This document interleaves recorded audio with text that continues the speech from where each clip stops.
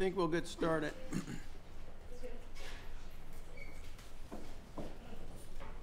The first item on the agenda is to approve the draft November 14, 2007 board minutes. Move the item. Is there a second? Second. Any deletions, additions, comments? Hearing none, is there anyone in favor? All in favor? Aye. Opposed? Thank you. The motion carries. Just want to let you know that Judge Hamill is not being able to attend the meeting today in person due to the birth of her grandchildren, twins, in California today. And she's going to be following us on live stream. Stanley Richards asked to make an announcement at this point regarding a new report from Jack on visits. Yes. Just want to bring attention to this report. It's really an observation, an assessment from Jails Action Coalition. This report is coming out, and it really documents the experiences of people who are visiting Rikers, family members, and it really is broken out into, I think, 4 or 5 parts, with the final part being a set of recommendations to the department, a set of recommendations to the Board of Corrections about how we can continue to improve the visit experience. The department has convened a visit work group. We want that group to reconvene. We've been on hiatus for a while. We want to reconvene the group and continue the work that we've been doing. And this is a report that sort of lays out some of the things that we can do. It also documents some of the steps that were taken. People should take a look at it. It was a really good piece of work. I actually seen a couple of the JAG members at the bus stop. They conducted surveys with visitors, and they were interviewing visitors and taking a survey. So it's informative. Take a look at it. It's a really nice report. Thank you.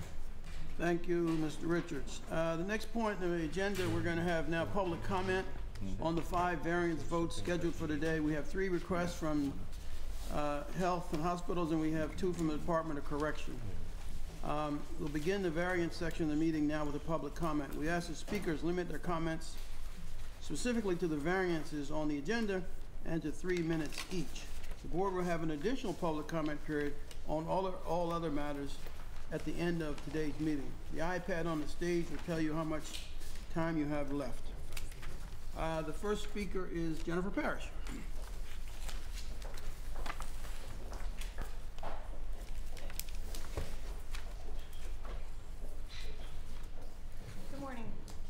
I'm Jennifer Parrish, Director of Criminal Justice Advocacy at the Urban Justice Center Mental Health Project.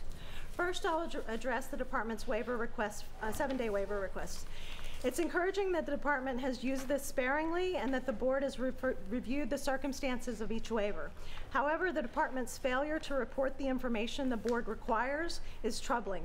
The board conditioned approval of the variance on this reporting, yet the department has flouted this responsibility. We are very concerned that one of the 4 people was returned to solitary confinement less than 7 days after his release from solitary was in a mental observation unit.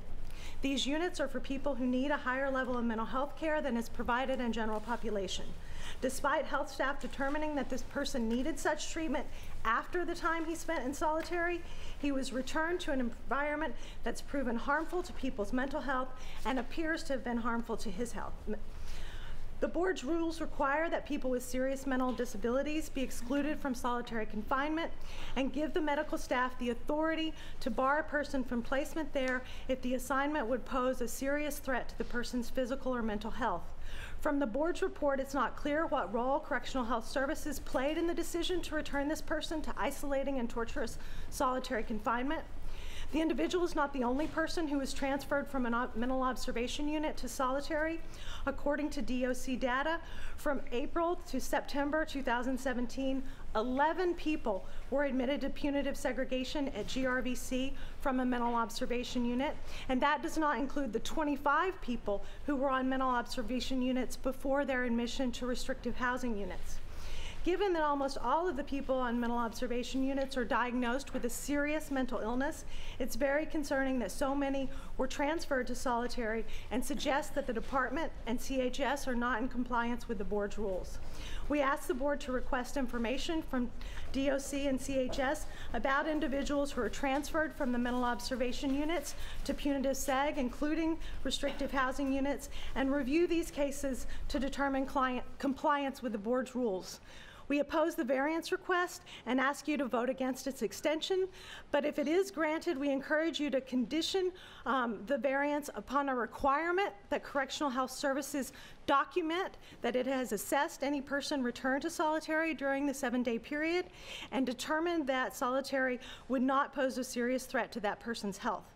Moreover, any person with mental health treatment should receive a heightened level of care while in solitary, even where their mental health issues do not meet criteria for a serious mental disability. In addition, the department should be required to include in its 60-day punitive seg reports, which are made public, the number of waivers requested and granted, and the amount of time these individuals spent in punitive segregation in total.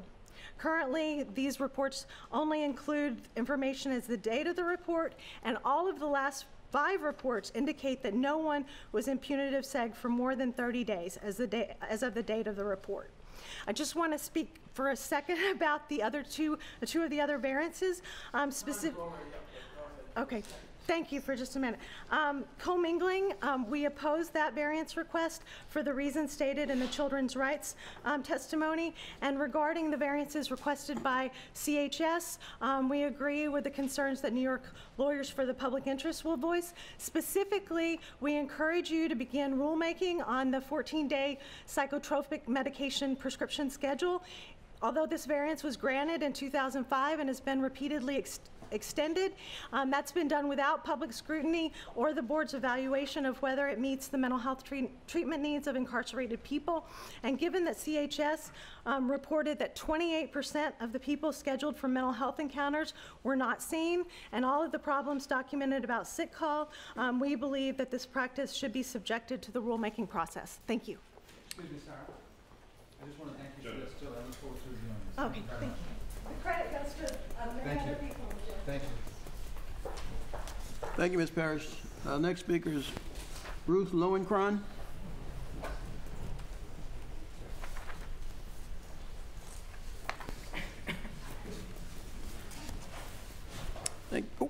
Thank you.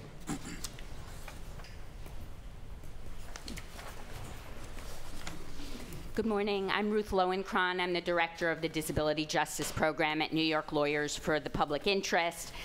My testimony was alluded to by Ms. Parrish from Urban Justice Center, and just as her organization supported or supports my comments, we support her comments about segregated placements for people with mental health issues. We would like to discuss the 3 waivers requests from CHS. First and foremost, we recognize they've been in place for a long time, but just as Ms. Parrish said, that in and of itself is a problem. We think that the appropriate means of making any kind of changes to any kind of rules that were carefully considered is to go through the rulemaking procedure. And this is especially of concern to us with respect to the request for a variance on the time frame for evaluating individuals who are using psychotropic medications, recognizing that this is limited to those in the general population. However, when we are talking about psychotropic medications, as I'm sure the board recognized years ago when it put the current rules of 28 every 14 days, for assessment in place, it recognized that the harmful effects of psychotropic medication are great, and that neuroleptic malignant syndrome, as an example, could happen at any time. And if you shorten the duration of the time that the individuals are assessed, then you're more likely to miss a very severe syndrome, one that can even lead to death. I also briefly comment on the tuberculosis screening, concerned that this is penny wise, pound foolish to rest on tests that show 6 months ago that an individual tested negative, because that individual, obviously the day after testing negative, could in fact have been exposed to tuberculosis, and you could have a tuberculosis outbreak on your hands, and that therefore that should be reconsidered and at the very least again thought about in rulemaking. With respect to the third CHS variant, I think there's just a language issue there. Perhaps you didn't read it the way I did. I hope that's the case. But I'm concerned that not only is the diagnosis of the injury itself what is able to be shared, but rather it appears to me from the language that the diagnosis of the alleged perpetrator might be shared as well, being that that could be considered related to the injury. Again, I'm sure that's not what you meant, but cleaning up the language on that I think would be helpful. So thank you very much. I appreciate your time. Thank you. The next speaker is Elias Hussein.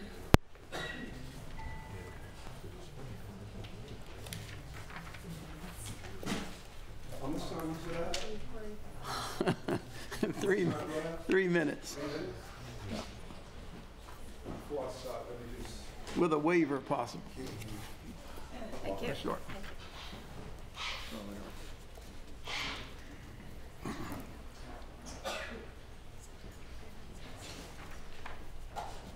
Good morning. Morning. I'm Elias Hussein. I'm the president of the Correctional Officers. No stranger to this room, no stranger to you guys. Took a quick glance at this Jail Action Coalition document that you guys are praising. The one thing immediately that I noticed that's missing, nothing about safety, nothing about security, nothing about the more than 370 visitors that we arrested, correction officers, for bringing in heroin, cocaine, razors, K2, nothing. There's nothing in here about that.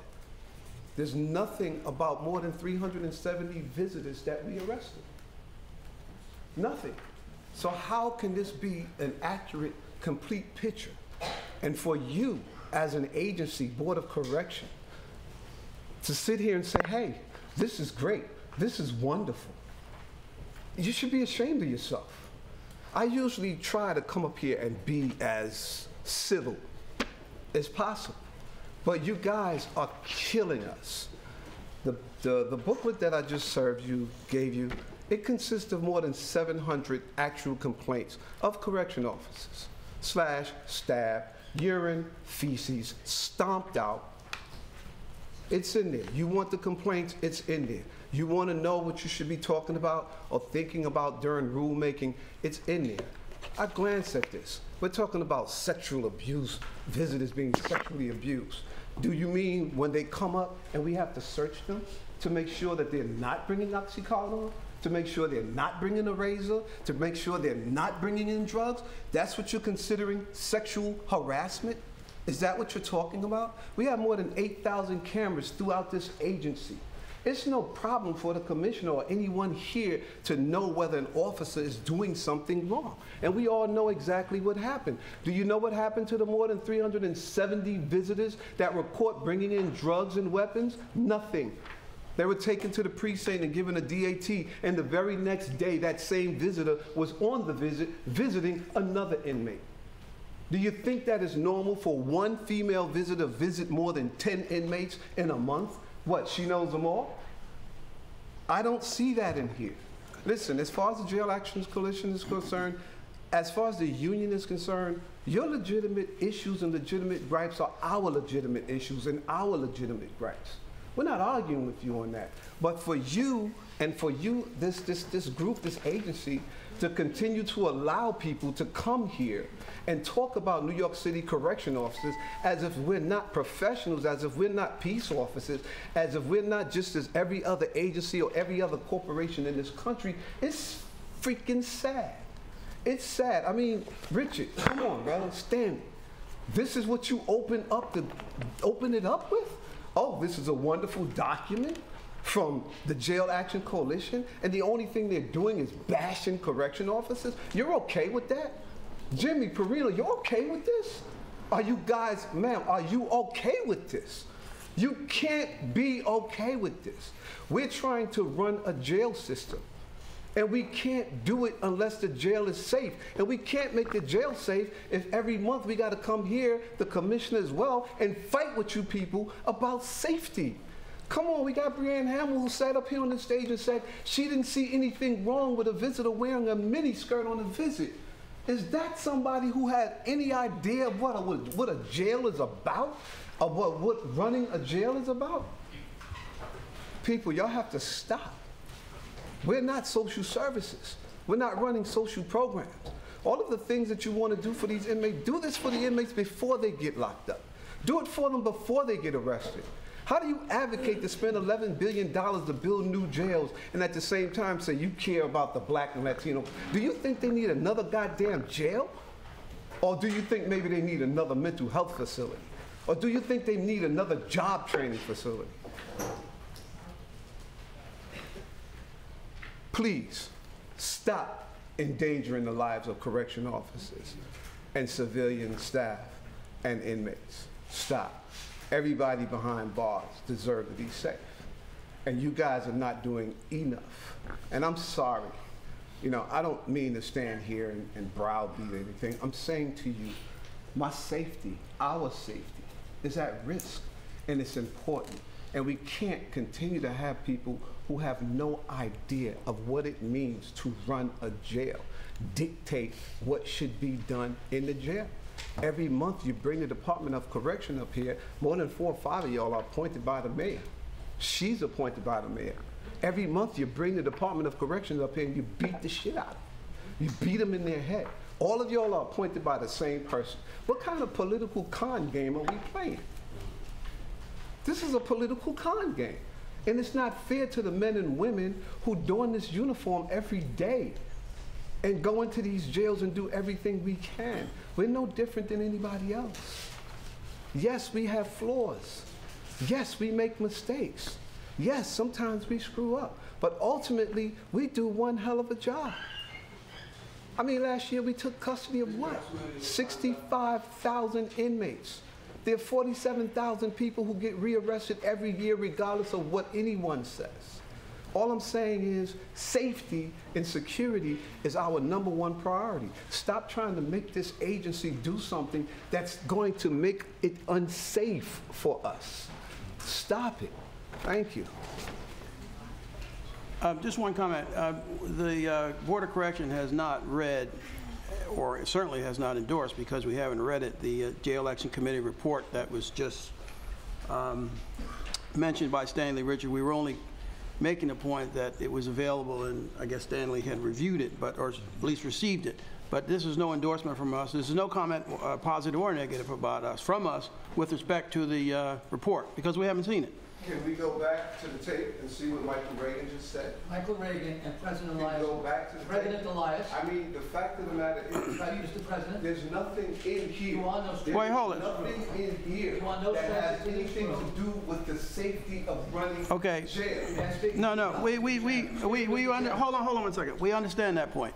All we're saying is, we are not endorsing because we haven't read the report. It's Mr. Reagan. hard for me to believe that when you're opening up your program with saying, wonderful job. Right, well, this is what they did, okay. and it's wonderful. That's how you open. Okay. I opened Mr. with, Reagan. it's available. Why?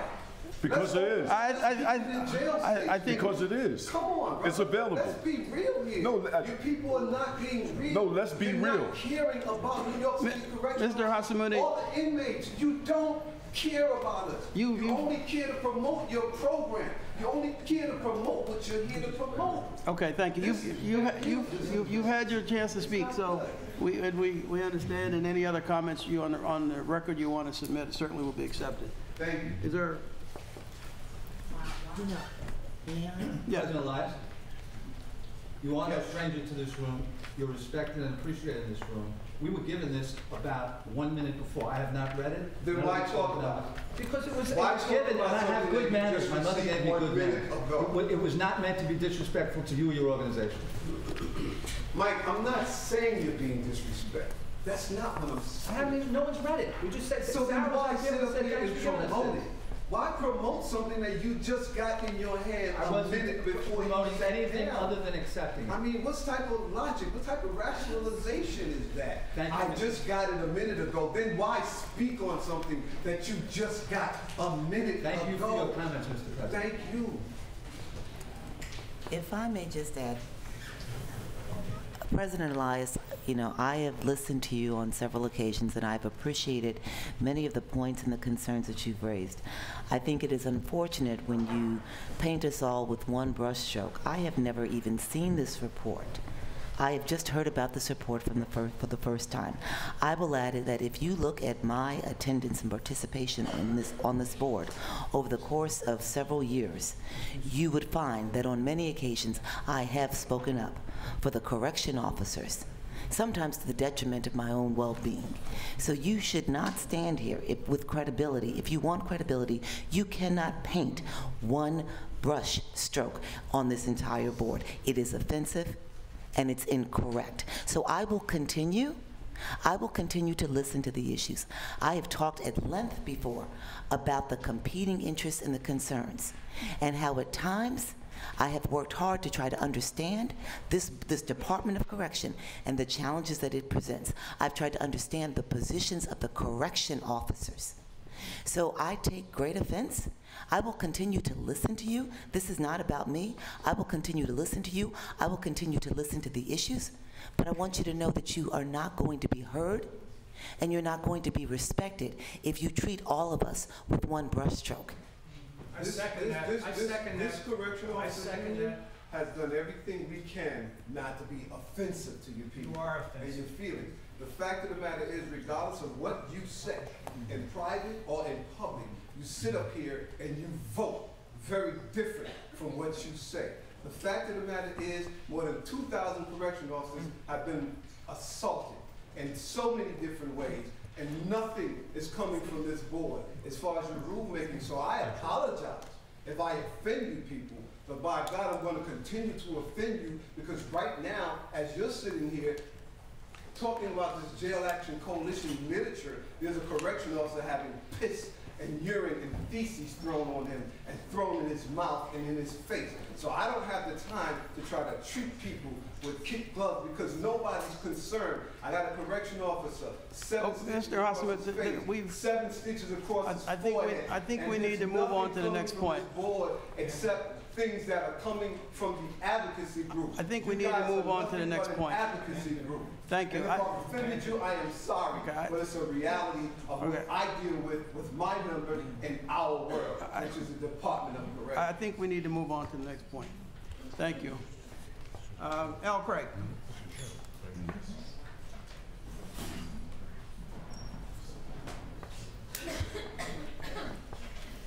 Good morning.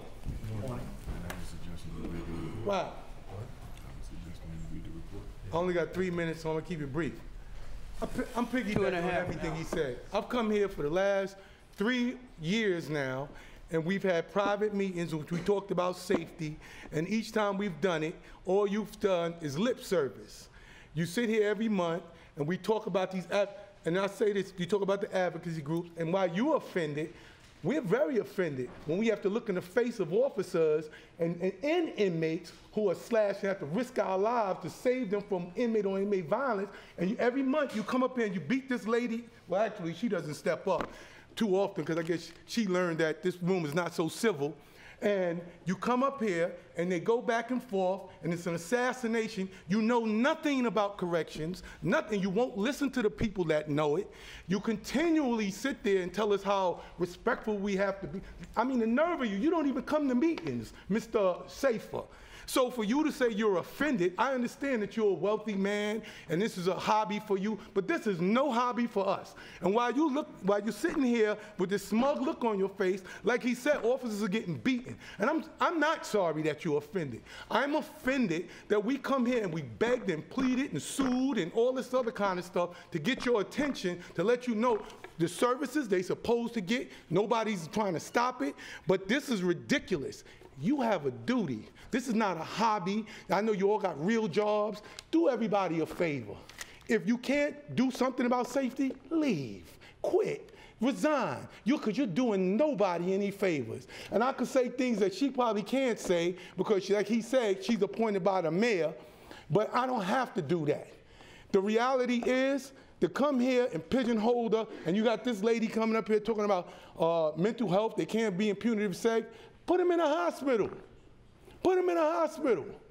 The bottom line is, when he cuts somebody, he's beating somebody, he's assaulting somebody, and then you want us to go, well, let him keep doing it. Well, it's easy for you to say, that won't work. What's your plan? What do you do? Come up with something yourself. Don't sit here and knock a plan if you don't have a plan. It's easy to sit up high on your throne and look down at the peasants and spit this nonsense at them. You don't know what you're doing. And this lady, Brianne Hamill, who sat here through this drama that was acted out last time I came here and mouthed the words as the guy read it. It was so scripted, it was ridiculous. And I'm like, really?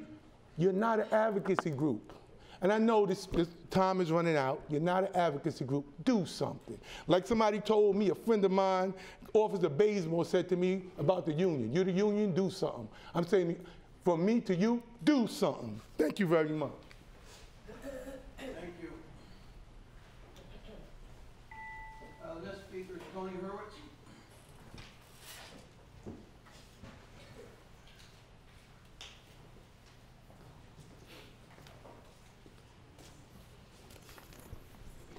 Good afternoon. Let me just say this first and foremost. I'm deeply offended. I came here as an observer to be conscientious about the thought process and taking back information to my communities. But to sit here and hear this man, mum to this man, that he's a piece of shit, I don't appreciate that, first and foremost, when you're supposed to be the one relegating information to come back to my community. You don't call somebody that represents a large body of people a piece of shit. You don't do that. Well, then you don't need to be making those comments if you're sitting here representing the city of New York. Let me just use my time another. I addressed you already. You want to talk about this issue, be in my community when you have to go back home and tell a mother, I'm sorry that your son or your daughter just got their face slashed, looking like this, walking around minus a finger, or something to that effect. Is that what you call safety inside these jails? Is that what you call safety? How about this, a deep cut? They call this a $150, right across the face. What are you guys doing? What are you doing? I just sat here and I tried to be conscious about the fact of listening to what you guys are talking about. But when it's all said and done, I hear all these little groups coming in, getting their little grants and walking in there talking about how they're going to save black and brown people, but yet we're still winding up like this. Correction officers slashed in the face. Residents who just want to get their day in jail and whatever, or get to their trial, and this is what they're faced with. Had a mom call and tell me, Mr. Herbert, I can't put more than $50 in my son's commissary because he's being threatened and whatnot, because they know he can buy something. So he's going to turn around and get slashed and then wind up looking like this. What are you guys doing? What are you doing? I'm upset because I heard a good friend of mine stand up here and tell you that he had concerns about those that he represent. And this guy calls him a piece of shit. Is that what you represent up here? Calling people a piece of shit? And if that's the case, then you don't need to be here. And if I have to, I will march every single person I know to the front of your goddamn house to rally around these people that worked in that jail, to rally around those inmates who deserve to be on trial unscathed, to walk into a situation where they have to have their throat slashed, eyes punched in, sockets knocked out. Come on, people, what are y'all talking about up here? You're doing a bidding of the mayor who sits comfortably in Gracie Mansion and don't have to worry about a goddamn soul touching him because he's got over 20 guards around him? But these guards got to go in there with flashlights and cameras? What do they have to protect themselves? What do our inmates have to protect themselves with? So you can get upset with him. I'm not paid by the mayor, owned by the mayor, or anybody in this damn city. But I will guarantee you, you will hear the voices of the people in our community. We're tired of seeing people getting killed, chafed up or killed or stabbed in these centers. And you guys want to talk about, let's get a grant and go out here and try to treat them better. Come on, people, stop with this bullshit. Let's get down to the business and do what's right by corrections officers, do what's right by the people in our prisons, and let them get their fair day in trial without a slash on their goddamn face.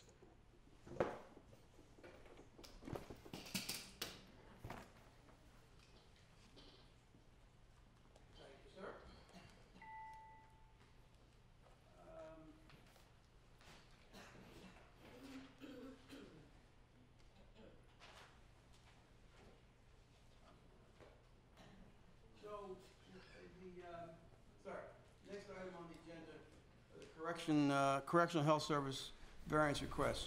All three are long-standing variances that the board has renewed every 6 months for several years.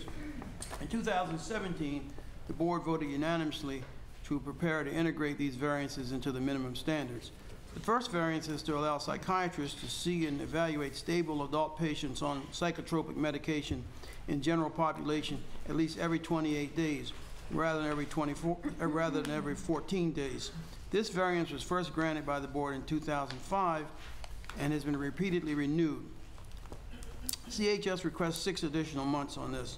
Unless the board has questions for CHS regarding this variance, then we'll proceed directly to a vote. Any questions at the board level? Will the board member move to vote on the requested 6-month variance to allow psychiatrists to see and evaluate stable adult patients on psychotropic medication in general population at least every 28 days rather than every 14 days? Is there a motion? Oh, Dr. Cohen? Yeah, just a comment, just to address the point made. I think I'm going to vote in favor of this resolution.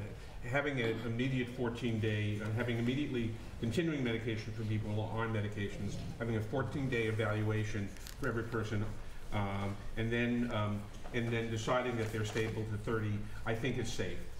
And in communities outside of jails, every 28 days would be a very short period for, or a normal period. 14 days would be a very short period. The symptoms of neuromalignant syndrome are horrible and can be fatal, but I don't think that this variance puts the population at risk. So I'm voting for it. Very good. Any other comments? Is there a second? Second. Okay, are there any conditions that anyone wants to propose? Okay, if there are no conditions, I think we're ready for a vote.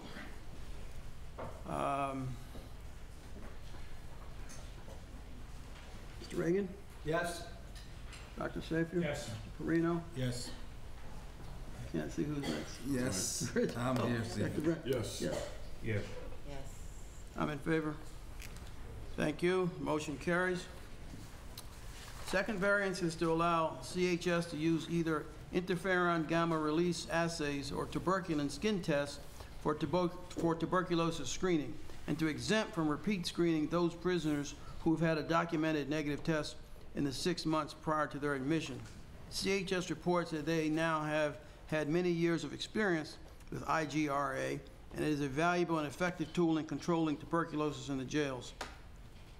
This variance was first granted by the board in 2013 and has been repeatedly renewed. CHS requests an additional 6 months. Again, unless the board has questions for CHS regarding this variance, we'll proceed directly to a vote. Are there any questions or comments at the board level? Just to respond to the concerns of New York lawyers in public interest. Previously, the Department of Health had even recommended not even doing any testing and just doing screening, which this board objected to because it felt it was not an adequate approach given the rates of tuberculosis in the world and the potential rates on Rikers Island. And we had the horrible experience of the tuberculosis epidemic of the 90s. So I do think that as formulated, this is a safe procedure, the every 6 months. I appreciate the concern of New York lawyers for public interest, but I think this is a reasonable approach, and very consistent with all public health national recommendations on screening for tuberculosis in jails. Does anyone want to move this? Move it. Is there a second? Second. Any conditions anyone wants to recommend? So we'll take a roll call vote, starting with Mr. Reagan again. Yes. Support. Dr. Xavier? Yes. Mr. Marino? Yes. Dr. Yes. Bryant? Yes. Yes. Yes. I'm in favor. The motion carries. Thank you. Now we go to the third variance. Third variance is allow healthcare staff to provide the Department of Correction with specific diagnoses related only to injuries sustained by prisoners while in correctional custody. Reporting of diagnoses unrelated to an injury remain prohibited. Injury information has served an essential component of DOC investigations into violent incidents. This variance has been repeatedly granted by the board since 2013. CHS requests an additional 6 months. Is there someone available to move this? Move it. Is there a second? Second. Are there any comments or questions from anybody on the board? Anyone propose to suggest a condition? Okay, we'll take a roll call vote again. Mr. Reagan? Yes. Yes. Yes. Yes. Yes. Yes. I'm in favor of it. Thank you very much. The proposal carries. Thanks very much to everybody here. As previously stated, we will continue to move forward with integrating these variances into the minimum standards. The next item on the agenda is this 7-day waiver, the punitive segregation 7-day waiver variance. In September 2015, the board first granted a variance from the minimum standards 1-17D2 to allow the department, in highly exceptional circumstances presenting safety concerns, to waive the requirement that people in custody be immediately released from punitive segregation for 7 days after they've been held in punitive seg for 30 consecutive days. The board has renewed this variance multiple times, each time on the condition that the chief of the department must approve each variance and state why placement in a less restrictive setting is not a safe option. The board last renewed this variance on July 11th, 2017, and this variance is to expire on January 11th, 2018. The department has asked the board to consider a 6-month renewal of this variance. As previously, the board staff has prepared and published a report on the department's use of this variance. I'll ask our executive director to provide a brief summary of the recent report. Martha? Thanks. Since approving the variance, the board has published periodic reports. They're all published on our website. They monitor the department's use of this variance and of the 7-day waivers. I want to thank our monitoring team, and in particular Alexa Herzog, for close monitoring of the issue and for producing these valuable reports. Since the board first granted the variance in 2015, the department has granted 27 waivers and denied 9. In the last 6 months, the chief of department has approved 4 waivers. 2 of those approved waivers were granted for slashings. 1 was for participation in a gang assault resulting in serious injury, and 1 was approved after an individual brandished a weapon and then refused search procedures.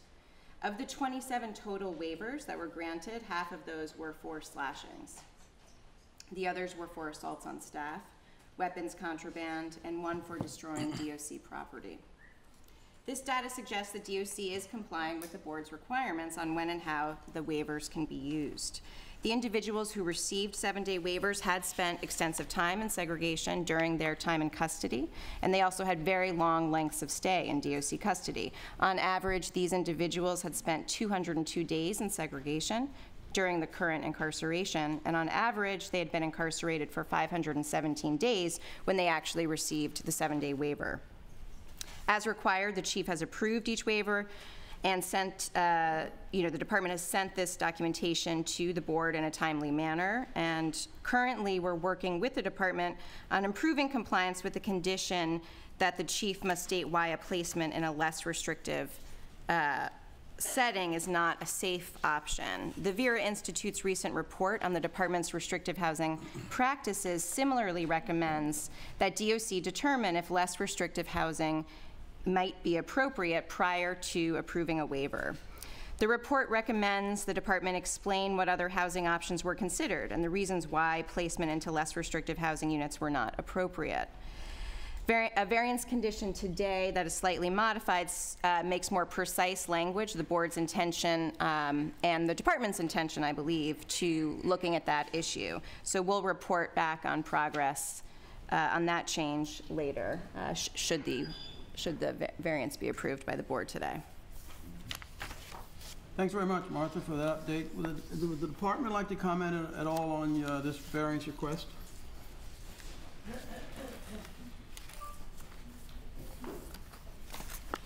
Good morning. Thank you, Chair Cephas. Brian Sullivan, Bureau Chief of Security.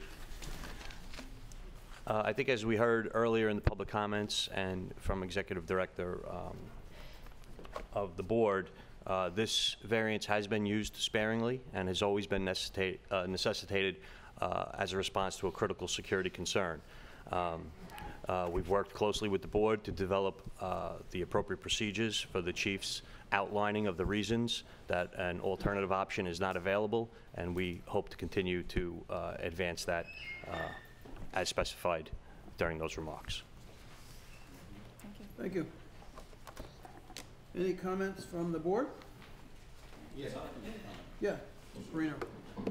I think it's really important that the department has this tool. There was very few individuals that it seems like it's being utilized with. The department is complying with, for 27 waivers for that span of time. And I'm getting to the board, I think they're doing what they're supposed to do. And if the department don't have that tool and can't provide security for someone who has slashed somebody, hurt somebody seriously, then I think we'd really be tying their hands to the point where our jails won't be safe. So I think it's very important we consider this when we make this vote, and I think it's a tool that they need. Thank you. Is there a motion? Move the item. Oh, Hold on. is there a second? Yeah. Comments? Yeah, I'm gonna have to, I just want to get this. Oh, yeah. Second. Okay, Dana. Yeah, I think this is, I agree with Perino. I think this is, you look at 2 years, right? 15 and 16, 2 full years. 27 people, they had to do the waiver. I think that is the department's willingness to try to figure out what alternatives are in existence and how to better manage the population by adding in services. This is huge, particularly when you think about how many people came through the system and they only used it 27 times. So this is something we ought to celebrate, just like we ought to celebrate the low usage of restraint desk in secure.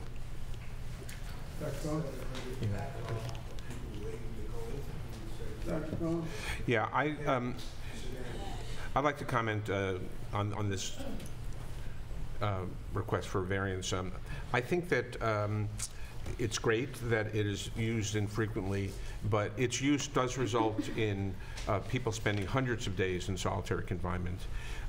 We hear that, as Executive Director King described, people spend, that this is a group of people who spend a lot of time on Rikers Island. They spend a lot of time on solitary confinement, and those two things yield harm to people, which is why we got rid of, why we limited substantially solitary confinement, because we believe that prolonged solitary confinement is harmful. I've always felt that the department had alternatives. Right now it has a very clear alternative in the NYC where it could keep people for the week in between. All we're saying is that the board's rule says that you get 1 week in between rather than not. And our attempt to limit the use of solitary confinement and to identify these aspects, I would vote for it if it were required to do it and the department were doing it. But right now, I have not seen, in discussions to date, I have not seen that the department is looking for alternatives. When they are, then I'll change my vote on this. I'm going to be voting against it. Any other comments? Because the department has safe alternatives, not because. Like I said, like the new NIC. We're not going to have debate from the floor, okay? We're just not going to have that. If you can sign up and you can make your comments at the appropriate time, but we're not having debate from the floor. Are there any other comments here on the board? Okay, we're going to take a vote on this? Oh, one condition, I'm sorry. Go ahead. So I'll just read the existing condition, which has been slightly modified, the language. During the pendency of this variance, the chief of department shall approve all waivers in writing. Her approval must specify her reason for granting or denying the request. what other housing options were considered, and why each was not a safe option. Immediately after the chief's decision is made on a request, the department shall send to the board the request and the chief's decision. Do we need to vote separately on the condition? Yes. Do we need the department to respond to that condition? Would you Yes. Real quick, Yeah. would it be possible to change that for within 24 hours to make such kind of specific analysis of kind of housing areas would probably take more time to get information as opposed to immediately After giving the 24 chief. hours to kind of provide that information? 24 hours sounds immediate to me, but Well, it's Yeah, we didn't put a time That's right. frame. We just sort you of, guys. So you're proposing 24 hours? that seems like more than If immediately is open, I just, Can we read it again, Martha? Jeff is speaking in reference to the last sentence. Immediately after the chief's decision is made, the department shall send to the board the request and the chief's decision. as always, if the board is an understanding of what that means and open to kind of some of the restraints that may happen within the Yes. chief's office to do that, then Okay. that's fine, we can accept it. Thank you. Yep. Thanks. So it stands the way it is. Any Vote. comment, questions on the variance? If not, we'll take a roll call vote on that. Yes. Yes. Yes. Yes. yes, We're just voting now on the conditions. Right. conditions. Yes. Okay, now we will vote on the variance with the condition. Once again, the roll call from the end. Unless there's questions on the comments on the board level, we can take a roll call vote. We're voting for the variance now with the condition. Yes. Yes. Yes. Yes. Yes, No. Yes. Yes. Thank you. Variance carries. Let me just- Yes. So the next item is the young adult commingling variance request.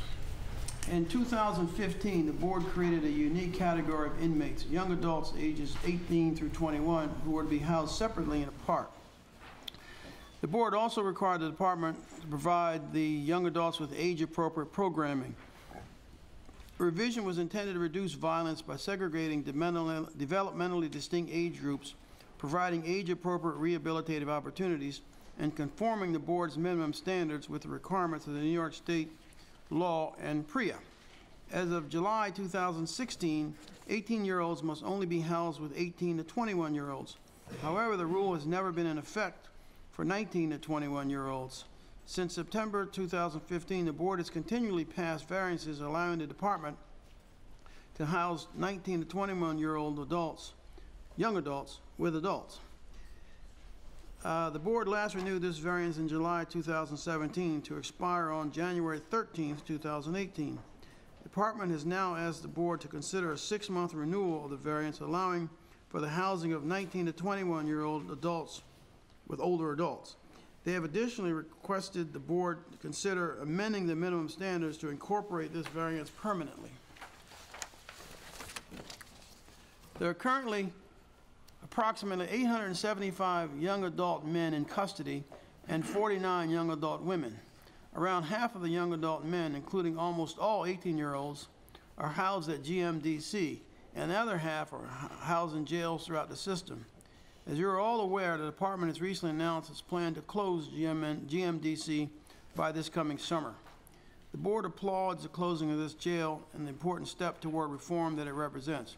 We are concerned about what this will mean for young adults in custody in the department's young adult plan. Specifically, the board seeks to ensure that education and programming access is improved and that appropriately trained staff are working with young adults. We ask the DOC now to present the transition plan in conjunction with this variance request. Good morning. Good morning. A belated Happy New Year to all of you. I am in hopes that 2018 is the year that we all work together in cooperation and collaboration with mutual respect to solve problems. So let me start by saying that the department remains committed to our young adult plan, housing a majority of our young adults in young adult specific housing units with trained officers, appropriate programming, and alternative management models that move away from the overuse of punitive segregation. So in review, we ended punitive segregation for 18 to 21-year-olds. We introduced broad programming, including age-specific programming, to ensure that 5 hours of programming are offered to each person in our custody. We increased our adolescent and young adult programming budget from a couple of $100,000 a year to over $17 million a year. We trained our officers that are working with young adults in safe crisis management and other youth-specific curricula. And we made a joint commitment across uniform and non-uniform leadership and delivered results through the officers and civilian staff who have driven and continue to drive major culture change across the agencies. These goals are not just the department's goals, but also the goals of the city. And our shared goals also include reducing our population over the next 10 years, closing facilities on Rikers, and designing and building modern community-based facilities. The announcement of the city to close GMDC later this year is part of that commitment. And we announced that move early to make sure that we could properly plan and coordinate with the unions, our staff, and program providers. So many, if not most, young adults will stay in young adult-only units. However, in keeping with the targeted housing approach, the department will continue to make custody management decisions for young adults that balance safety, security, and programming. Commingled units may be the most appropriate for some and not others, which, as we have stated before, is why we seek this commingling variance until we have a chance to formalize it through rulemaking. So why close GMDC? The answer is because we have collectively worked with the city to balance the overall commitment of closing Rikers with our current commitments to safely manage our population. And we can do that safely and efficiently with the closure of GMDC. The number of young adults in DOC custody has decreased from January 2016 at 1,140 young adults to 851 in December of 2017. Young adults currently represent only 9.8% of the total population, down from 11.5%. As you are well aware, GMDC's population has been at less than 50% capacity because of necessary repairs, and it has been operating inefficiently. GMDC was the facility with the smallest population, and given upcoming changes that will occur because of Raise the Age, adolescents will be moved off island when that law comes into effect, freeing up space for reconsolidation of our young adults into RNDC. So by summer, our preliminary plan is that 18-year-olds will move into RNDC because it has the infrastructure, the program space, and the culture of working with young population since 2014. 19 to 21-year-olds will move into EMTC with the goal of being able to create young adult-specific housing units there, and eventually a majority of the young adults will be consolidated into RNDC.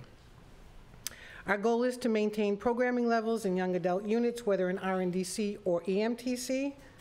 Many young adults will continue to receive age-specific programming, as the program providers and counselors will remain with that population. However, we announced in concert with the city to show our commitment, and we are now working on the specifics.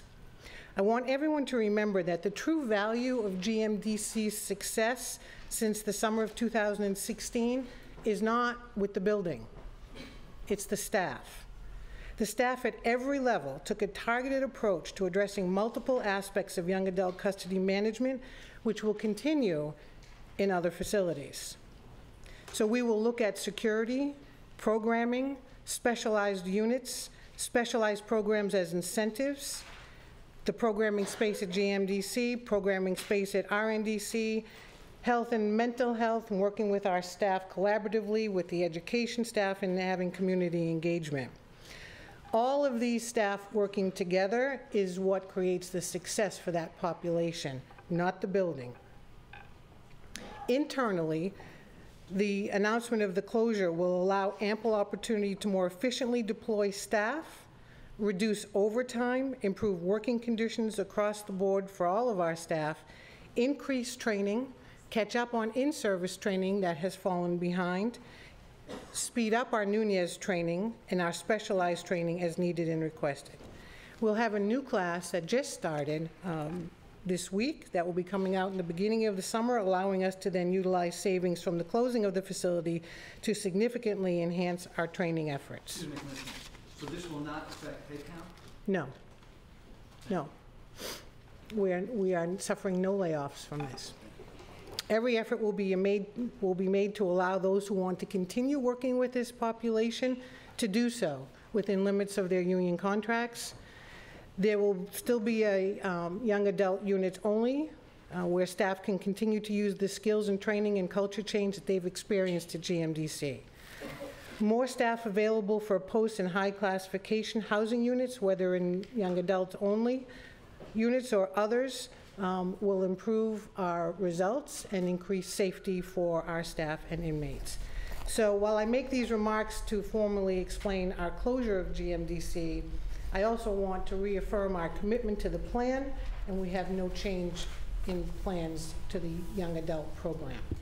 So I ask that you vote in favor of commingling to allow us to move forward with this closure and maintain safety and security for everyone inside our jails. Thank you. Thank you. Thanks very much, Commissioner. Any questions from the board that you would like to ask the Commissioner on this, or any comments? Yeah, I have a comment. Yeah, I have a question. Okay, I definitely agree with the commingling. It gives the department the opportunity or the way of being able to separate people in a safe way. Being the commanding officer in both EMTC and RNDC, I know for a fact we've always had problems with programming space.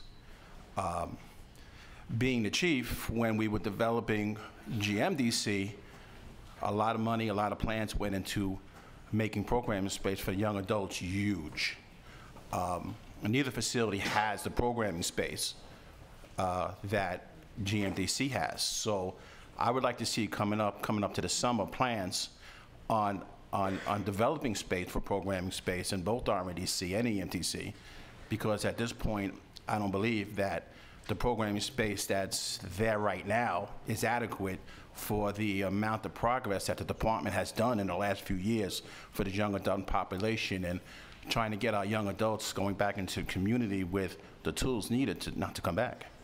So, that's what I would like to see coming up, space developed in RNDC and EMTC, because I'm here to tell you that the programming space that's now is not adequate for the amount of explosion that you guys have done, and I say this as a comment, that you've done for the young population in the last few years. It's been incredible.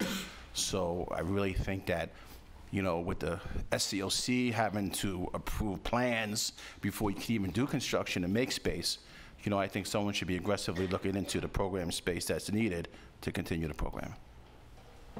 Thanks, Mr. Perrin. Just as a response, currently RNDC has more program space than GMDC, and when the young adults leave, when the adolescents leave the island in October, more program space will be open to the young adults who move into that area. And so we believe that the space that we have for the school and other programming is adequate for that population, for the 18-year-olds currently. And my question regards sort of the facility repairs. What is the plan to ensure that the facility, we have adequate lock-in cells, like the facility is up to par, so we don't have to sort of fix it as we, when young people get there? For RNDC? Yes. So we're looking at all of our priority issues right now. The sustainability unit is working with the Office of Policy Compliance and our facility management and our maintenance folks to make sure that everything is where it should be once we move the young adults into that facility. Let's go. Yeah. Have you projected capital costs for this project, training costs? For the staff, and also how are you going to provide for yourselves, most importantly, and for and for the board, demonstrating the actual program use by individual within the facilities. So the capital costs are built into the facility maintenance priority plans each year in the budget, so we already have those. We knew what the deficiencies were, and they're present, and we're working on them. So there's no change, given that you're moving the young adults into RNDC? To fix the deficiencies, we were already aware of them, so we're already working on them. And program stuff you're saying is more of it, like the library, for example, which... We have more program space currently at RNDC than at GMDC. And the library is not leaking? Pardon me? The library is not leaking. I'm not aware that the library is leaking, but I can get back to you on that. had a crisis with... But that would be on the priority listing, right? Yes. Any other, so here's what we need to do now. We need to have someone to move this. This is for the basic variance, and then a second, and then we can see if there are any proposed conditions. Is there a motion? Move the item. Is there a second? Second. Very good, thank you. So we're now, so that's the variance in its basic form. Any conditions that anyone wants to propose? There's one existing condition on the variance, which reads, during the pendency of this variance, the department shall provide the board with a monthly census showing in which housing units and jails 18 to 21-year-olds are housed, and the department shall continue to A, provide the board with a monthly progress report on its implementation of the young adult plan, and implementation of alternatives to punitive segregation, i.e. second chance, true, and secure units, and B, provide its progress report for each month on the 10th business day of the following month. Question, Mark, on the condition. Was there a reason why there are 3 additional punitive, I would say punitive areas for your young adults, ESH 1, 2, and 3? Is there a reason why the reporting is not included in this? So I was only doing the IEs, so not everything, but I believe ESH is in the report. Is that correct? So there's no need to change that? Okay, fine. Thank you. Just to be clear, there are 6 different housing opportunities. Any other questions at the board? Any other comments at the board level? So now we can take a vote on the variance with the existing condition. Mr. Reagan? Yes. Yes. Mr. Eppier? Yes. Yes. Yes. Yes. Yes. Yes, thank you very much. The variance carries. I'll do the next one. Yeah, go ahead. So our agenda today also includes announcing the most recent report from the board staff, which is on the topic of lockdowns in the city's jails. The report was published on the website this morning. Department policy permits staff to lock down housing areas and facilities to investigate violence, avoid violence, conduct searches, or restore order. During a lockdown, people in custody must be in their cell, and all movement, services, and programming cease. Lockdowns hinder DOC's and correctional health's ability to meet the minimum standards.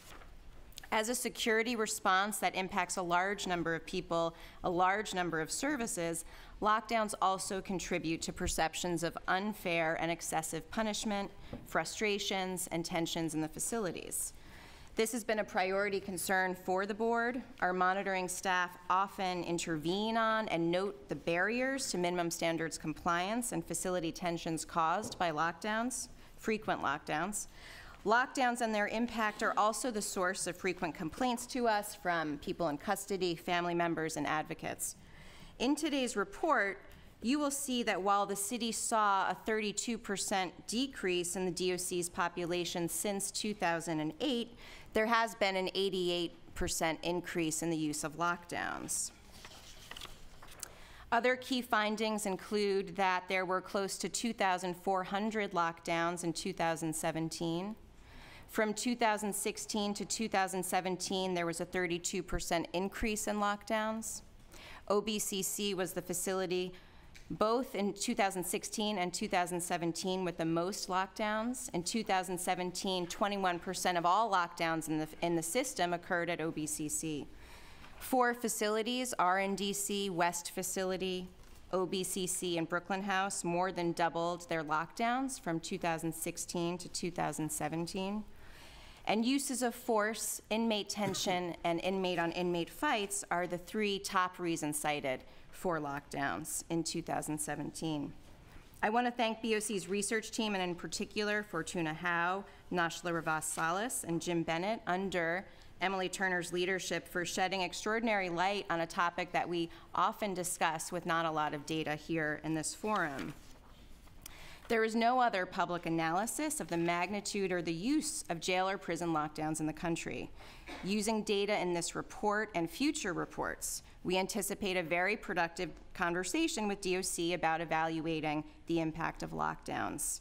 We will discuss this report, the results of an additional BOC audit on lockdown reporting forms, and also hear DOC's responses and plans that have been in place and will be in place to address lockdowns at the February or March meeting. That was what I wanted to say today. If we are going to talk about this at a future meeting, but if there's anything else you want to state today, okay. Well, we will move on. Thank you. Thanks. So now we have another report from you, Arthur, on the sexual abuse and sexual harassment in the correctional facilities minimum standards. So we're now going to turn to a discussion of portions of the minimum standards on the elimination of sexual abuse and harassment. And to start, looking at correctional health, I think we properly communicated about what's going to happen now, I think. To start, the correctional health is going to present an update on implementation of its new rape crisis counseling program. Yes. This is a program that the public advocate initially suggested, and many interested parties also were advocating for, and which the board ultimately incorporated into the standards. Thank you. Good morning. So yes, I'm happy to say that Correctional Health now has a active and operational sexual abuse advocacy program. So this is a new function which is housed in CHS. It is somewhat separate from our clinical services and tailored towards the requirements laid out in the standards. These staff have been specially trained to support victims of sexual abuse and train in collaboration with our partners within health and hospitals, those same teams that would evaluate patients when they are referred to the hospital for forensic examination. We have a set of policies and procedures in place, as well as workflows and standards within the electronic health record that will allow these staff to see all patients who report sexual victimization in the jail system. Do you know how many people you've served so far? So the program is operational as of this week, I would say, so I don't have exact numbers. We have one staff member who is still in the process of onboarding, and 2 have been hired. So we're just getting off the ground now. Thank you. That's great. Maybe we can, in a few months, we can come back to this and get a more updated report. But I think it's terrific what you're doing. Yes. What have you done in terms of educating people about this resource, about how folks get access to it? So we've been collaborating with DSC PREA program coordinators in the different facilities. Again, just sort of getting up and running this week, so we'll continue to spread the word. As you probably know, we also have very robust reporting mechanisms in place for both our staff and cross-reporting between DOC and CHS.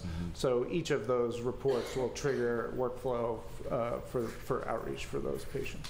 Perfect. Thank you. Doctor, so the awareness of this type of resource will get down to correctional officers, will get down to other civilian employees on the island and at the facilities. Yeah, that's our hope. You know, it won't require a specific referral for this program. Any allegation of abuse triggers a very robust process both on the CHS side and the DOC side. And now part of that process will be assessment by the service and offering the services of these counselors. So Jeff, when we have a discussion about this, would you include the processes that will involve the notification of correction officers that they can, and others on the island that they can notify? Yes. Just explain to us what that process would be. Okay.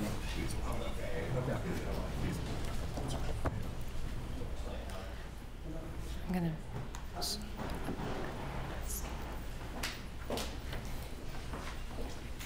Good morning. My name is Faye Lardy. I'm Assistant Commissioner for PREA. We have an upcoming meeting with CHS, and we're going to talk about the particulars on how this process and this program is going to work and how we're going to get the notifications out. Right now, the notification for Safe Horizon is on our, in the brochures or the pamphlets that we give out to the inmates in their inmate handbooks, and also on the posters. But we're going to be advocaately working with CHS to make sure that everybody knows about the program. Thank you. And when we come back, you'll update us. Thank you. Thank you. Thanks very much. Thanks. I'm going to just move on now. We're going to discuss the department's compliance with standards 517 and 518. At its October 2017 meeting, the board unanimously passed a resolution declaring the department in violation of the standards, requiring DOC to assess a person's risk of being sexually assaulted while in custody or being sexually abusive towards others. The board required remedial actions. The department has largely complied with those requirements. As required, DOC submitted a corrective action plan on October 24th. That's on our website. As required, the department has submitted monthly progress reports on its implementation of the screening tool. These are also on the board's website. In its December report, the department cited progress, reporting that enhancements to the electronic database system enabling the department to track individuals for potential sexual victimization and abusiveness were completed in November. They've now trained 400 to 475 people on the new process. They continue to train. They've said the new system will be operational by April 2018. And as required, the department has submitted reports every 2 weeks which show each housing placement of a transgender or intersex person in custody during the reporting period and the reason for the determination. The board had also required that the department provide information considered in making the determination. However, the department has not provided supporting documentation or necessarily a full view of the information that is considered in these decisions. They really just provide us with one reason for each placement. Another part of the resolution was setting up an electronic method or database for tracking placements and incidents involving transgender and intersex people, and that is still has not been completed.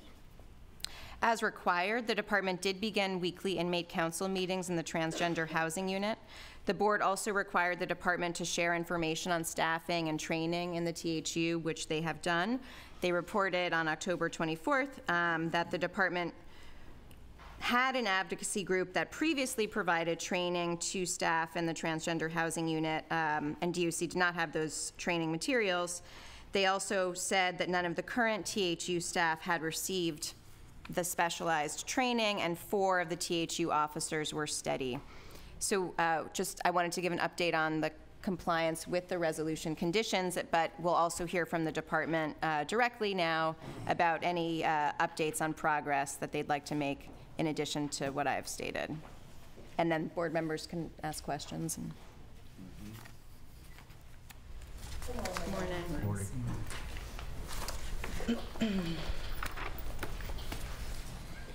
I will be giving a brief update on our progress as it pertains to the standards, section 517 and 518, and focus on our transgender population, as well as the resolution conditions adopted on October 10th, 2017. Although we are still utilizing a paper-based screening tool, the enhancements to the electronic system, I'm sorry? I can't hear you. Oh, sorry. Although we are still utilizing a paper-based screening tool, the enhancements to the electronic system are in place, and we have been uploading the information from the paper-based screening tool into the enhanced system. The PREA team is uploading this information for the facilities into the electronic system until facility staff have been fully trained on utilizing this new system. Training on this new system has commenced on November 6th. To date, most of the staff. As Ms. King has said, over 400 staff members have been trained that will be utilizing the screening tool. We are ahead of schedule to have the department facilities operational and using the screening tool during the intake process and no longer using the paper-based tool. Every facility in the agency will be utilizing this electronic screening tool in the next few weeks, well before the April of this year, well before April of this year, the date we previously reported on to the board. Housing areas in every facility have been designated as either SA for potential sexual abuser or SV for potential sexual victim. We will use this new screening tool to improve how we assign these inmates to the appropriate housing, keeping our SA and SV population separated in all housing units except specialized housing. This IIS has been reconfigured in such a way that it tracks and restricts inmates who are either SA or SV from being assigned to the same housing unit within GP housing. The system shall permit PREA staff to monitor the housing units, locations of all inmates designated as an SA or SV, assigned to specialized housing units, ensuring that if they are assigned to specialized housing units, they are kept separate.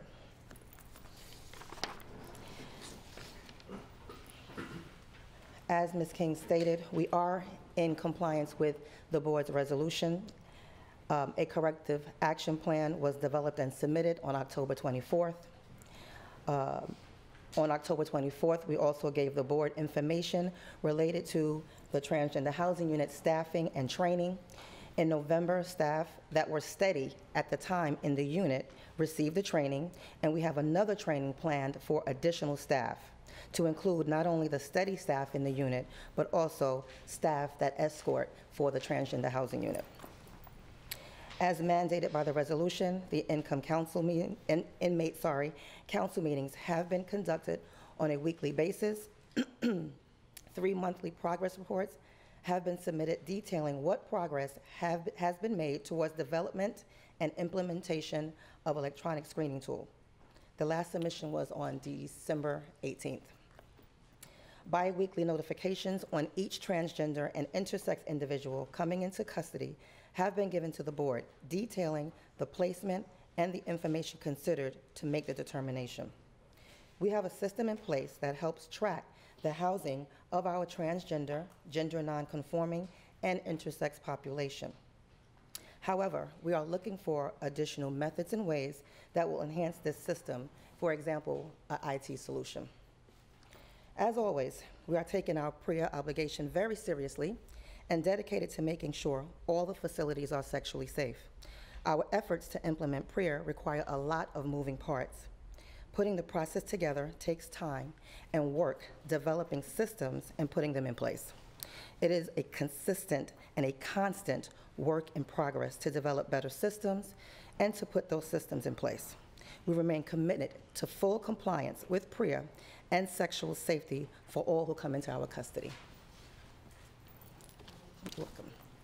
Yeah, sure. It's not, I don't think this is an easy question, but do you anticipate the department at some time during your tenure, perhaps, allowing transgender persons to be housed in the facility based upon their choice?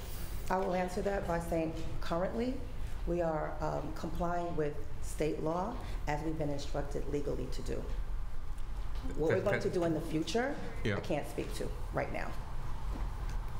So at this point you're not, and I didn't ask you about state law, I asked you about with people's choices, and does the department have a plan to get to that? Where a transgender woman would be housed, that could be housed, not in every case, but could be housed at Rose M. Singer, for example. I understand your question. At this time, the department does not have a plan in place to basically do what you're asking. Thank you. Any further questions? Great, thank you. Thank you. Thank you. Okay, we have one additional item, and we'll be hearing from the department on this, and that is related to West Facility and NIC. So according to the department, the primary current use of the West Facility is to house people the department identifies as most violent or people in protective custody who the department believes it needs to separate from other people. In September 2016, the board issued a notice of violation on multiple minimum standards at the West Facility. The board cited violations of standards regarding 14-hour daily lockout time, congregate religious services, access to law library, housing for people with serious mental illness, and due process in connection with security classification. At the March 2017 public meeting, the department reported that people would be moved out of West into NIC in June 2017. More recently, the department said that it intended to finish moving this population by November 21st. There are currently still around 37 people at the West Facility for non-medical reasons. But the area within NIC that I think is intended for some of these people at West has been opened, and so while the board continues to be particularly concerned about the lack of due process for people in their placement at West or NIC in these restrictive units, we are interested in hearing from the department on the opening of NIC, which we have been carefully monitoring. So why don't we move on to that? I know there's some areas that we've already outlined to you that are particularly important to the board related to NIC, so hopefully you'll touch on those or we'll ask about them. Thank you. Good morning again. As stated, the department is committed to maintaining the security of its facilities in order to ensure the safety of staff and all individuals in custody, from the most violent inmates to the most vulnerable. The department recognizes that currently the operation of the West Facility, while aiming to reduce violence, does not represent a permanent solution to the challenges posed by this distinct group of inmates. As you mentioned earlier, one of the tiers at NIC has been opened. That's the 2B tiers, currently housing approximately 5 or 6 inmates. The intention was to phase in the movement of the inmates from the West Facility to those restrictive tiers in the NIC. 5 of those tiers containing 55 cells, 11 cells per tier.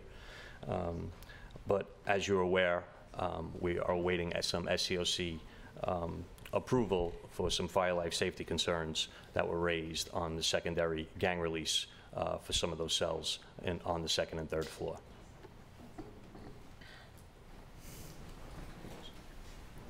Mr. Reagan? Well, do you have a date of correction of those?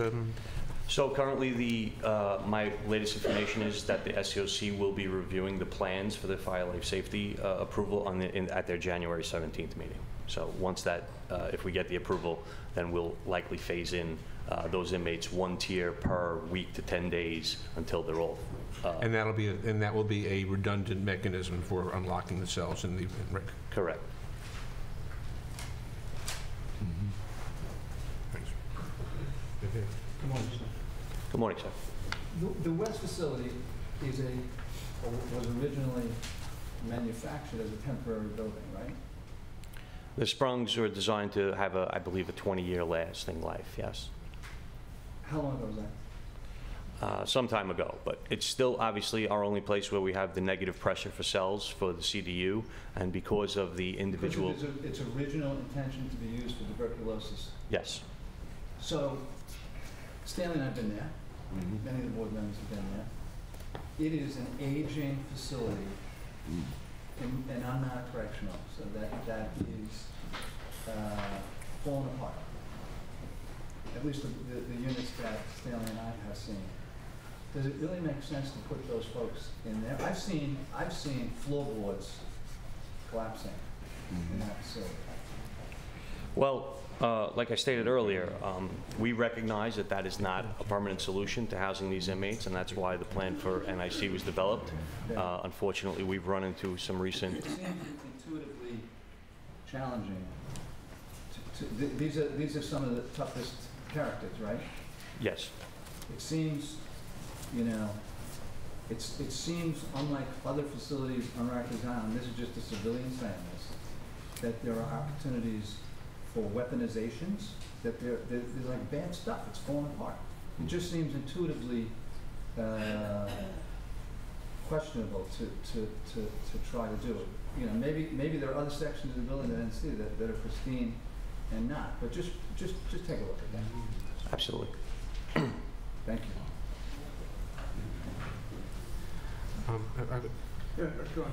Yeah, we're talking just about West or West and NIC both. So I don't know what the numbers are at 37, but a little while ago, half of the men in NIC were there in a protective custody capacity. That's according to your numbers, and it's my understanding that NIC will not have any protective custody capacity. So what is your plan for the protective custody? I must say, it's when I've talked to other people about a unit that has combined the most dangerous and the most at risk, it's a tough unit to run. But what is your plan now that you're going to not have, I assume you're closing down this part of West, where are you going to keep the protective custody group within this, and what kind of programs are they going to have? So, as you stated, that is a particularly challenging group. Protective custody is not planned to be housed in NIC when we close the West. The inmates who do have a protective custody component who are housed in the West are more so because not only have they been assaultive and committed slashings, but they've also been the victim of slashing. So they don't historically fit the criteria for what a protective custody inmate would be, and there are very, very few of them, and we'll explore those options when we completely move out of the West facility. Presently, that is our only option right now, because they can't live in a regular punitive, PC housing area, because they are also have been predatory, and they have both components. So anybody who's in the West facility who also, for the purposes of their own protection, and it's a very low number, is because we can't house them in a protective custody house because they're also assaultive or influential SRG member. Are they in a closed custody status now? No, it's not closed custody. What kind of programs do they have access to? They have. West facility? Yeah. Good morning, Board. Good morning. Good morning. In terms of programming, right now in West, the plant, the infrastructure makes it very difficult to do programming. We had a tablet program running at West, and they were quite destructive with the devices. And so during that period when I came on board, there was a plan to transition them over to NIC. So what we did was increase more social services there. So we have a social service correctional counselor embedded there full-time to offer that one-on-one engagement, whether it's to deliver whatever social service requests that are needed or just to have that contact with them. But the plan is, once they move over to NIC, is to reintroduce a more heightened program format for them. And it's a very difficult population, as we're talking about. Some of them are incredibly predatory. Those that are in a protective custody status are also predatory, and it's really trying to address the grassroots of what's driving that behavior. So it's a very complex mission that we're going to undertake once they move over. Thank you. Could you identify yourself? Yes, I'm acting Deputy Commissioner of Adult Programs and my name is Michael Towsik. Thank you very much. Thank you.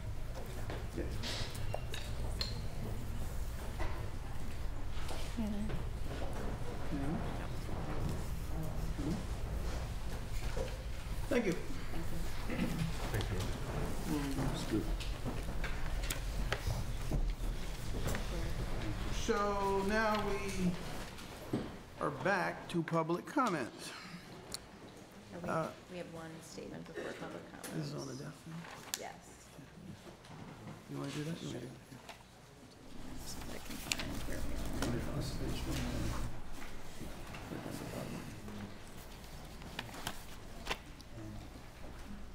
So just before we begin the public comment, we unfortunately have the responsibility to report a death in custody. As we stated at our November meeting, the board has restarted its past practice of reporting publicly each death in custody. And so today I report that a Mr. Joseph Foster died in DOC custody on January 4th, 2018 at the age of 51. This was the first death this year in custody. The board is investigating on behalf of the Prison Death Review Panel. And now we will move on to the public comment if you want to. So we have several people who want to have a public statement. Again, we're going to have people limit their comments to 3 minutes each, and I would expect a certain amount of civility in these comments as we move forward. So the first is Laura Fettig.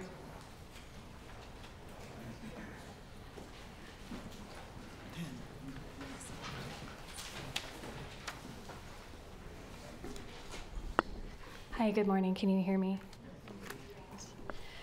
My name is Laura Fettig, and I'm a member of the Jails Action Coalition and a social work intern at the Urban Justice Center. Today I'm here to talk to you about the Jails Action Coalition's visit report entitled It Makes Me Want to Cry, Visiting Rikers Island, which you should all have in front of you. For over a year, Jack has been talking to people who visit their loved ones on Rikers Island to learn about their experiences visiting. This report details what we've learned. The benefits of visiting are well documented. Visits can decrease rates of recidivism, improve reentry experiences, and increase jail safety, and can help improve family relationships during a person's incarceration. The board has acknowledged the importance of visits. Here are the board's words in 2015. Quote, maintaining personal connections with social and family networks and support systems is critical to improving outcomes both during confinement and upon reentry. Visitation with friends and family plays an instrumental role in an inmate's ability to maintain these connections and should therefore be encouraged and facilitated by the department. Yet visits continue to be discouraging, challenging, and even traumatizing for those visiting their friends and family incarcerated on Rikers. Behind me, you'll see seats reserved for visitors who could not be here today, who have reported being sexually abused during unlawful searches during the visit process. These are about half the number of women represented by just one attorney. There are at least 4 other attorneys representing visitors who have endured abusive searches at the hands of DOC staff. I'd like to read a short description by a visitor named Kamala Newton, who visited her child's father at Rikers and unfortunately couldn't be here today. Quote, we get relentlessly dragged through any sentence they do. Often we ourselves feel like the prisoners as we endure our own kind of abuse at the hands of the DOC on the other side of those cell doors. Correction officers have verbally violated me, threatened to put their hand in my vagina, and have gone as far as to expose my breast in an open space to search me. I shouldn't have to give up my rights just to visit someone.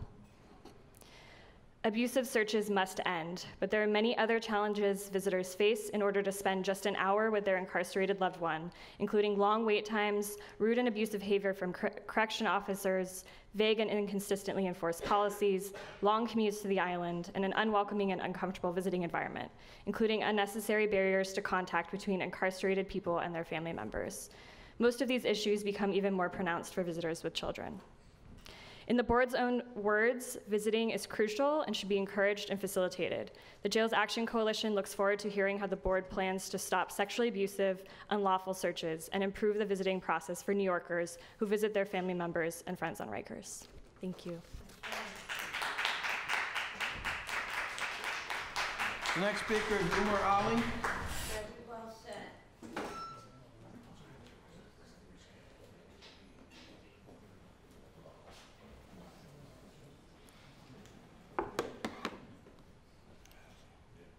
Good morning. My name is Umar Ali. I work with the Urban Justice Center, but today I'm here as somebody who has visited Rikers Island for many years. So the first time I visited Rikers Island was when I was 16 with my dad to visit a cousin of mine who was arrested. My dad felt so traumatized by the process that he decided he wasn't gonna come back to visit Rikers Island again. Now, my father served in the military in Pakistan. He went to war, right? And for him to say this is no small feat, right? Like at the time, I took it very seriously, and I still do. Earlier, we heard President Elias say that the safety of inmates is a top concern. The safety of COs is a top concern. I agree with that. It is a top concern, right? We also heard him mention about the heroin that was seized from visitors, the K2, the razors, right? We heard about all those things, and I also acknowledge that those are issues. What we didn't hear about was children visiting, parents visiting, brothers and sisters visiting. I worked as a teacher. I visited students who were arrested, right? So to say that the issues of contraband trump the issues of loved ones visiting family members, right, it's ridiculous, because the issues of safety can coexist with having a beneficial experience for people who are visiting. And to say they can't, right, is asinine. It doesn't make sense. It seems it's just a defense, right? I'm not gonna take the whole 3 minutes, and I was also probably signed up again, so if my name is there again, you can ignore that, but. I plan to. Thank you. So President Elias also said that he shares legitimate concerns and issues, and that COs are professionals, and that they're looking to improve. But to completely dismiss a report without having read it seems hypocritical, does it not? So I'm not here to offend anyone. I'm not here to attack anyone. I'm here to say that if that claim is true, right, then if the report is incomplete, then there's still more work to be done. But if it's not, to not acknowledge these issues is unprofessional, it's childish, and frankly, it's unsafe. Thank you. Thank you very much. Next speaker is Alex Abel.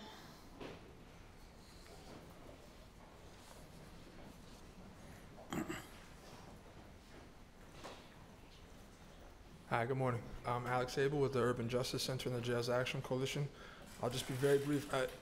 I was going to say something when you mentioned Mr. Foster and the reviewing of that incident. That information had come to us as well, so I just was going to speak to that. I'm glad that you're going to look into it and see what can be learned from a tragedy like that. It was concerning to us because it's our understanding that Mr. Foster was requesting help for a lengthy period of time, like around 45 minutes, while in his housing unit. And his peers, other people who were incarcerated in that area, were also asking for help for a long period of time prior to him being transported to the medical area. And those were, so it's just our concern, obviously it goes without saying that, that needs to be looked into, and hopefully that his, passing can lead to some lessons going forward about how to better, just kind of prevent that from happening again. And yeah, that's it. Thank you. Thank you very much. Albert Sertig.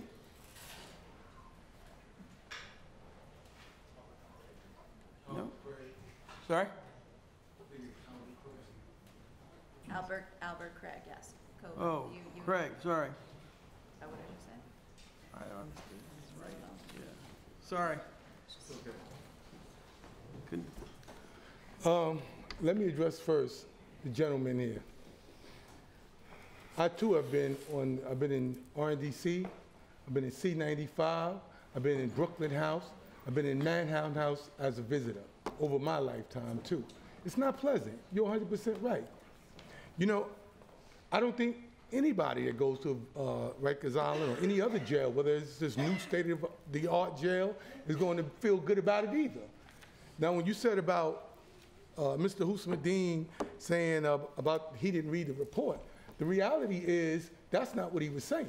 He was saying when it opened up, they said it was a good report. They were sanctioning a report that not only did they not read, but which also excluded that point that he made.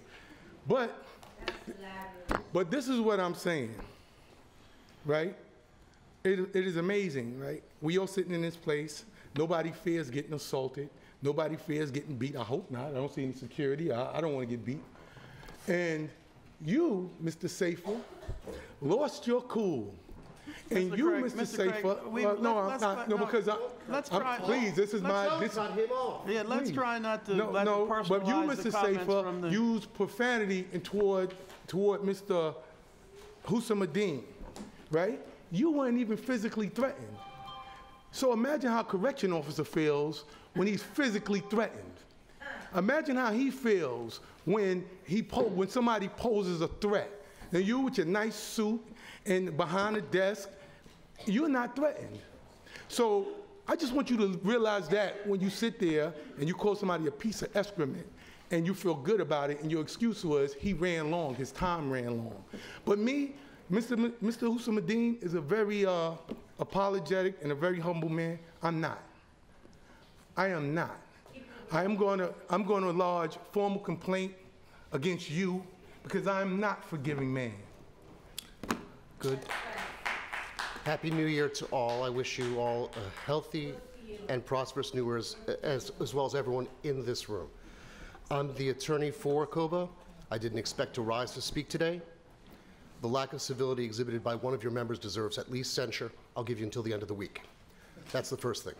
Then it gets escalated. As that board member, you make $5 million a year as a not-for-profit head. You should have a little bit more concern about other not-for-profit heads who are trying to speak Mark, their minds. this is not the place for a... No, but I would like this board to be on notice. Yes, this is the place, because this is the public record. This man on that public record is heard to say to Mr. Reagan, and he even admitted it, that the head of a union, a large municipal union who's African-American, is a piece of S. You've made the point, so all right, go the on. second thing The is, next point. the two attorneys here from Jails Action Coalition, that is Ms. Parrish, and the attorney from the Legal Aid Society took over 3 rows, and I gave up my seat to a woman who's here with a cane. That stunt is a violation of the ADA, and I asked you if you would countenance that. You said, oh, it's not a big deal. Yes, it is. People come into this meeting late, and this lady had a cane. And this lady is one of those people for whom they speak. This is a typical hypocrisy of those advocates, and as attorneys, I'm upset. Okay. We have better business, and I just hope to make you realize I wasn't going to rise to speak at all. There's no reason for me to speak. Seriously, if you do not censure this man by the end of the week, the City Commission on Human Rights or the EEOC will be hearing from us. We heard that point earlier. We heard that point earlier. The next speaker is that Tony Herbert? Tony Herbert? Liz Mayers? Is Liz Mayers here?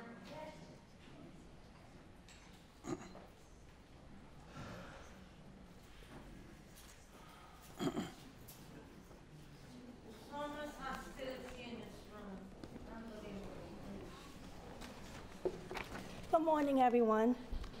My name is Candy Haley Johnson, and I'm speaking on behalf of Liz Mayers. She can't make it today, but she really wanted to be here. Good morning. My name is Liz Mayers. I am a member of the Jails Action Coalition, AKA JAC. In 2013, I made my first visit on the Q100 bus to visit a young man who had just been incarcerated at Rikers. I was struck by the number of young mothers with babies and toddlers traveling with me on the bus. After I saw what incarceration at Rikers Island was like, and how dehumanizing is the experience of making a visit to Rikers, I joined the Jails Action Coalition, or JAC, and dedicated group of men and women, most of who spent their days working with, representing, and advocating for the people who are locked up there. My own interests lay in making visits more accessible and less onerous for families and friends who know that their visits are crucially important to the well-being of their loved ones. In 2015, we were pleased that Commissioner Ponte agreed to a Department of Corrections visit work group to improve the experience of people visiting Rikers. Since then, some things have changed for the better, thanks to our work with the department, but some things have gotten worse. When I look back on our reasons for requesting a visit committee, I see that our major issues remain unchanged. Increased searches, including with canines, loss of the opportunity to hug or kiss family members, and plexiglass dividers on extremely long tables that prevent family closeness were all introduced since the visit committee was launched. The constant refrain that, quote, we need to protect staff and inmates from visitors who bring in contraband, unquote, is continually used toward positive change. The excellent report entitled It makes me want to cry visiting Rikers Island, which you have in front of you, which is being introduced today. It's based on the testimony of more than 100 people interviewed, mostly women at the Q100 bus stop. Women complained of many issues that make visits oppressive. Most shocking are the intrusive searches, which constitute sexual abuse. When complaints are lodged, these women say nothing happens. I hope, hopefully, that this report will help to shine a light on the many and tenacious problems that attend visits to Rikers, and which often discourage families and friends from visiting. Please read this report, which is online at the Jails Action Coalition website, to understand the importance of visits and the degree to which the visiting experience needs to be significantly improved for the sake of those incarcerated and their families. Those are the words of Ms. Liz, and she couldn't make it today. But like I said, my name is Candy Haley. I'm a solitary survivor. I spent over 3 years in solitary confinement after being found not guilty of my charges. And I can honestly agree. My sister came to a visit one time crying, and I couldn't understand why. And she told me that when she displayed her military ID, that she was asked what branch of service was she from, and she stated that she was from the Air Force. And one of the officers told her that that's quote unquote for pussies. So I understand exactly how she feels. My sister, the visit was supposed to be special to me, but my sister was very sad. She serves the country, they serve the city, so for them to belittle her career was terrible. Thanks for listening to me. Thank you. Next speaker is Grace Price.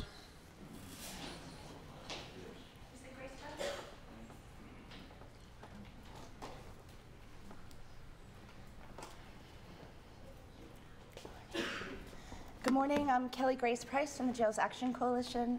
It's nice to be here with you again this morning. I wasn't here in November because Sophie died the day before the last Board of Correction hearing, but she's here in spirit. I want to talk about visiting, I want to talk about a number of things, but I want to begin by just stating that the COBA General Counsel's statement was ludicrous. COBA has no standing to file an ADA complaint on behalf of a JAC member. He knows it, we all know it. That was pure histrionics. COBA has no standing to file an ADA complaint. The level of ridiculosity of that statement, I hope we all agree that that behavior is what we deal with every day when dealing with the union and when dealing with COBA, and it's time to stop. As far as visiting on Rikers, you know that I accompany people to Rikers often, young mothers specifically. Some of them have been here and testified. Laura read an excerpt from Camilla Newton's testimony that she read 2 years ago in front of you at this board. Remember, Camilla Newton was the young nursing student who continuously was sexually violated en route to Rikers Island. When I visited with Camilla, I was sexually assaulted as well. The guards routinely pull up your dress, snap your G-string, and literally floss you with it. Every time I've been out to Rikers, this happens. Alan Figman, one of the attorneys representing the visitors, has enthusiastically requested that I join his class action. Actually, he's not filed class actions, but that I file a complaint against the city. But as you know, I have many complaints against the city, and I don't need to involve myself in further complaints. But this issue with visiting, we've been talking about it. We've been talking about the sexual assault. And to this day, the department is still not tracking visitor sexual assault complaints. Am I correct about this? I received an email from Eve Kessler. As a matter of fact, that might have been the reason that Eve was sacked last spring, where she admitted that that the department did not track visitor sexual assault complaints. I urge the board to make this a priority, to mandate that complaints are at least tracked. Eve's email to me literally said, we track complaints by the number of lawsuits filed. I'm happy to forward that to the board again. I've sent that email around. Now I've sent it to every member of the press on the story. We'd really like some reasonable attention to this. There's a flotilla of urgent matters that the board has to consider every day. And I realize that it's a game of prioritization. But we now have a new city council, and they have their eyes on what happens in this boardroom. and we're hoping for some resolution. Thanks again for listening to me. I'm Kelly Grace Price from the Jails Action Coalition, and I'm happy not to be the last speaker today. Thank you.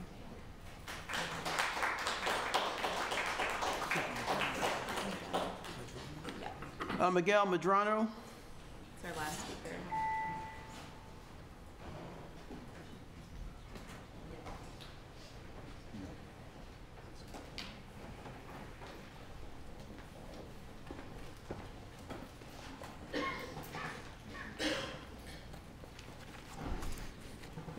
Hi, good morning. My name is Miguel Medrano. I'm a jail service advocate at Brooklyn Defender Services.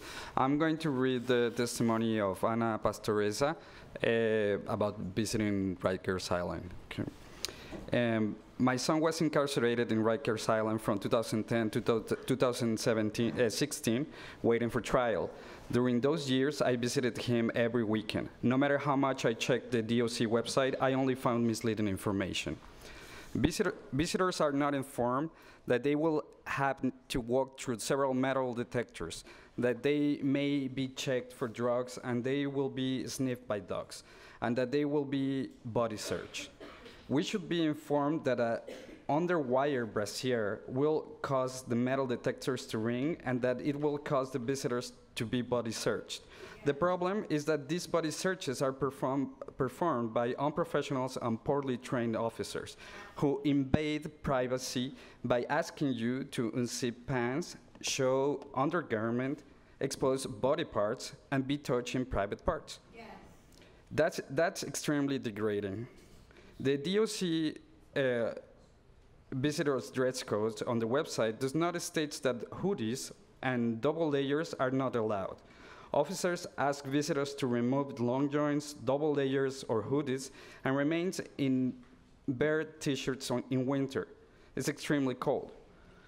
The dress code varies from one facility to another one, and depending on the officer's mood.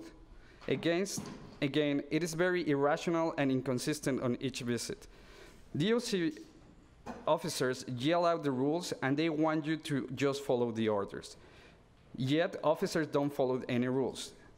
They make up their own rules according to their daily moods and their own frustrations. The visit rooms are freezing in winter and in summer. It's though they conduct a visit in an ice-cold room. Freezing in a t-shirt because your hoodie or your double layers were not removed. Visitors are not allowed on any of those practices. Furthermore, the Department of Corrections website has a list of permissible items that we can drop off before the visit. No matter how much I follow the list, the items are rejected all the time. When I tried to bring in inexpensive Payless sneakers, they were rejected, and I was told that the only Puma sneakers were allowed. That is shocking and unacceptable to me. Families are forced to buy Puma sneakers rather than to cheap brands. It is expensive to keep up with the officers' irrational rules. Clothing and shoes items must be dropped off without packaging labels, no price tags, lost out the boxes, and when the correctional officer rejects them, the items cannot be exchanged or refound by the stores anymore. These practices cause financial burden to families. Finally, I came out to the conclusion that it is best not to ask many questions because you don't get any informative or reasonable answers. So I decided to stay quiet and follow the orders as they yelled them at me. That is the best way to preserve myself through this Pickable visit process. Thank you very much. Thank you.